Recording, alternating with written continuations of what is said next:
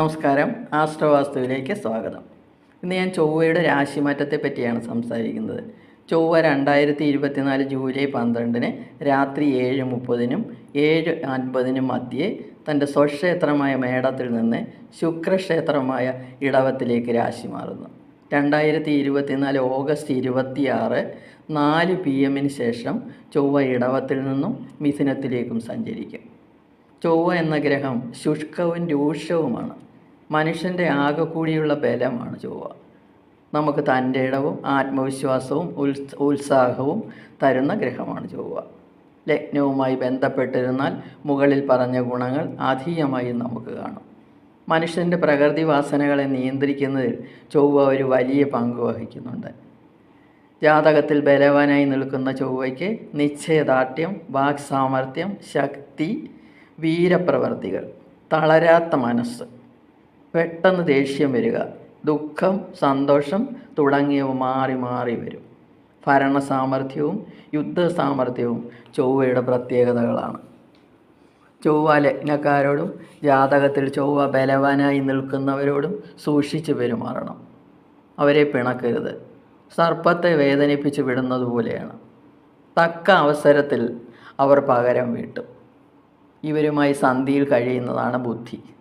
ജാതകത്തിൽ ചൊവ്വ ബലവാനാണെങ്കിൽ എത്ര വയസ്സായാലും ചെറുപ്പം തോന്നിക്കും. ഏത് കാര്യത്തിനും നല്ല ഉത്സാഹവും ഉണ്ടായിരിക്കും.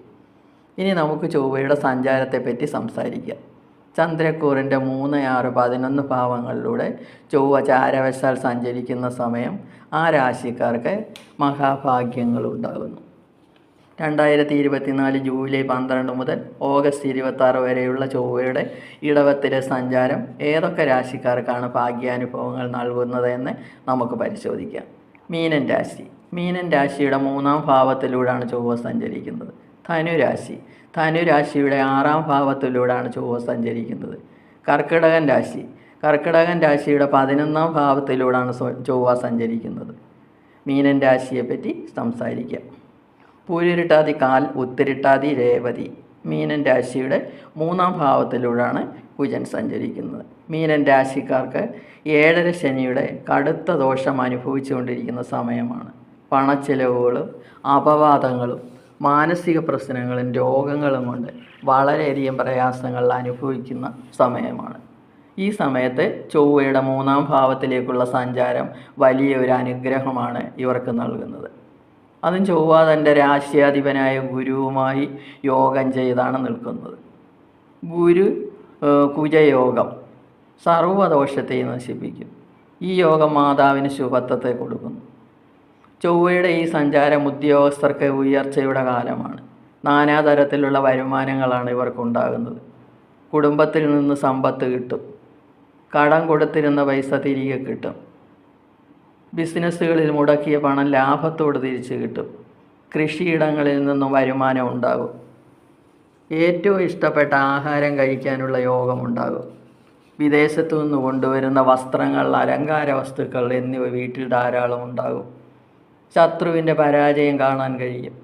ആകെ കുടുംബത്തിൽ സുഖം അനുഭവപ്പെടും. ഉല്ലാസയാത്രകളുണ്ടാകും.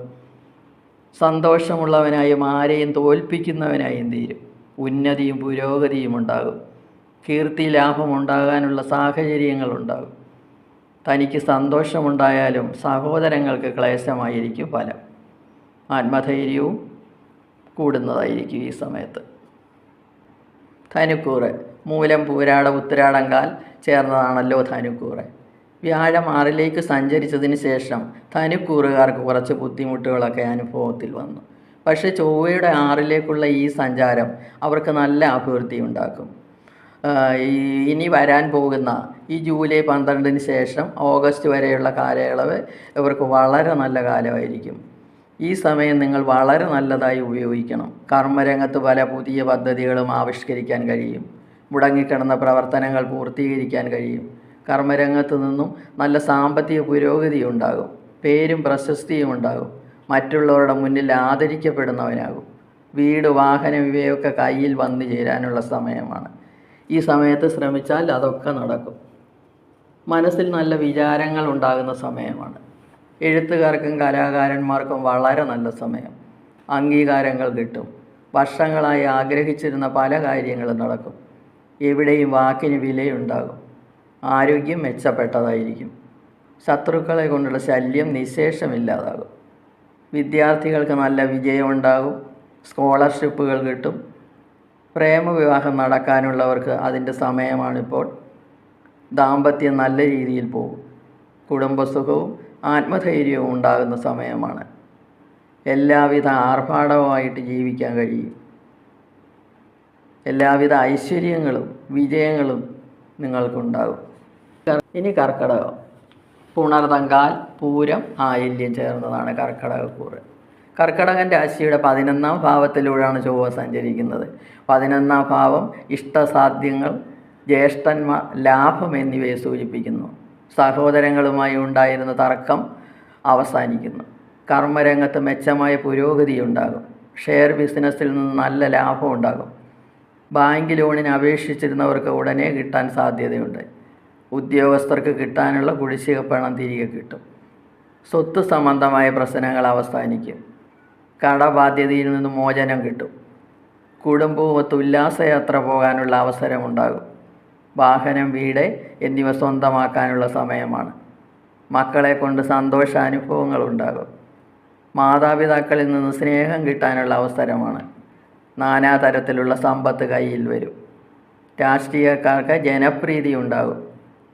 അഷ്ടമശനിയുടെ ദോഷത്തിൽ നിന്നും നല്ല മോചനം ലഭിക്കും. 11-ാം ഭാവത്തിൽ നിൽക്കുന്ന വ്യാഴവും നിങ്ങൾക്ക് അനുകൂലമാണ്.